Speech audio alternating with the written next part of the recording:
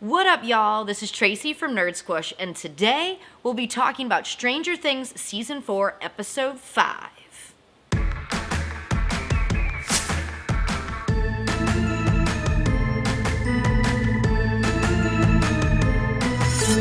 Alright, y'all, the season is really ramping up and things are starting to piece together, and I can't wait to talk about it with you guys. If you're new here, this is Nerd Squish, where we take everything spooky and we take everything nerdy, and we squish it all together. So if you're into Stranger Things, horror movies, and pop culture, definitely hit that subscribe button and the notification bell so you can see more videos from us in the future. Before we get into the details and the juiciness of this episode, I am flashing the spoiler warning. We're talking nitty gritty, y'all. So if you haven't seen the show yet, stop what you're doing, go to Netflix, watch it, and then come back.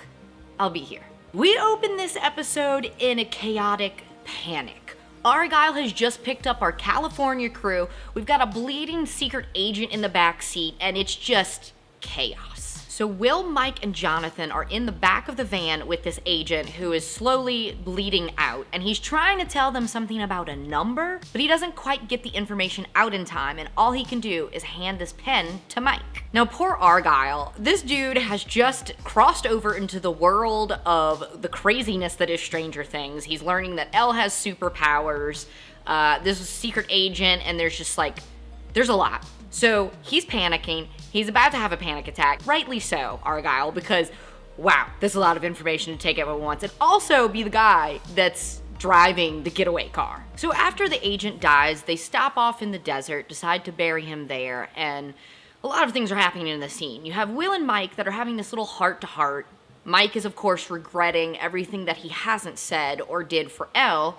And Will's comforting him, and he's like, look, sometimes it's really hard to tell people how you feel. Just say it. Just say it, Will. Spit it out. Spit it out. What's on the painting? What are you thinking? We're dying here. Now, poor Argyle, who is struggling to take all this in, decides to make a tombstone from a pizza box for the secret agent man. He's trying to write out the tombstone with the pen that the agent gave them, and that's when it clicks with Mike.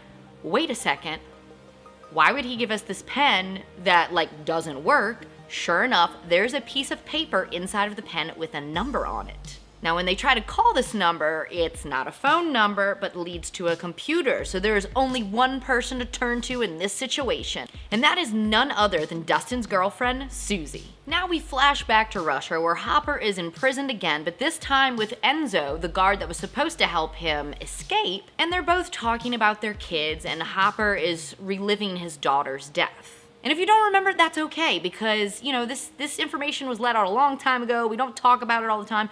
But Hopper, in fact, did have a daughter. And she passed away due to an illness that he believes is his fault. And this is where he utters a heartbreaking monologue. Everyone I love, I hurt. I wasn't cursed.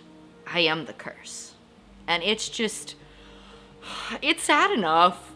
When we first found out that Hopper had a daughter that died, but let's just relive it again and just cry, flood the living room, let's do it. Why not? Now, Hopper and Enzo aren't the only two that were double-crossed by Yuri. Of course, we have Joyce and Murray, who are tied up in Yuri's plane, and he's taking them to the prison to get his moolah. However, they break loose with a little help from Peanut Butter and Murray's karate skills. You liked that karate just now? Yeah.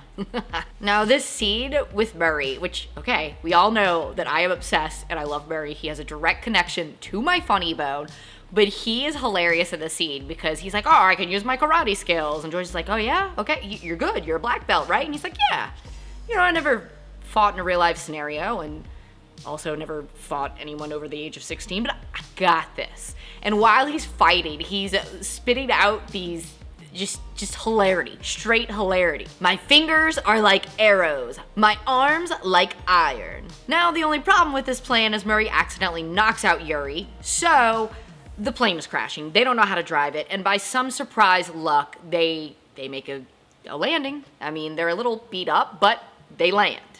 Back in Hawkins, Max is drawing what she saw in Vecna's world. And while she's drawing this, Nancy comes over and she recognizes what she's drawing as none other than Victor Creel's house. So they decide they have to break into the abandoned house to get some answers for what's going on and how to fight Vecna. Inside the house, they see a lot of familiar imagery, such as grandfather clocks and spiders, which we have seen in many of Vecna visions. While they're there, Vecna is busy taking another life. Patrick from the basketball team, who is currently on a manhunt for Eddie, who of course Jason and the basketball team are blaming for Chrissy's death. Which really sucks for Eddie because he's in the water as Patrick is rising up and, doing all of his cracking, and so he's had to watch this horrific death twice. Not once, but twice. Throughout this episode, we see Elle has been taken back to a top secret facility to see if she can get her abilities back through a device called Nina. However, Dr. Owens left out one really big detail, and that is the fact that Dr. Brenner is the one who's going to help her do this. So naturally, she sees him and just runs, which, I don't blame her. Now, of course, she doesn't get away. They grab her, she gets a little shot, goes to sleep, and they put her back in the facility. The Nina Project is inspired by a really cool story. It's an opera story where a woman has buried the memory of her lover dying as if it never happened. So essentially, Nina is being used to help Elle remember what happened to her. Now that wily little Elle, she tries to escape again, and she's running, she gets to that same front spot of the facility. The guards come, and we see a glimpse of her powers. They're sort of back. Now, of course, Dr. Brenner shows up and she tries to give him the good old, and it doesn't work. And he's like, did you really think it was gonna be that easy?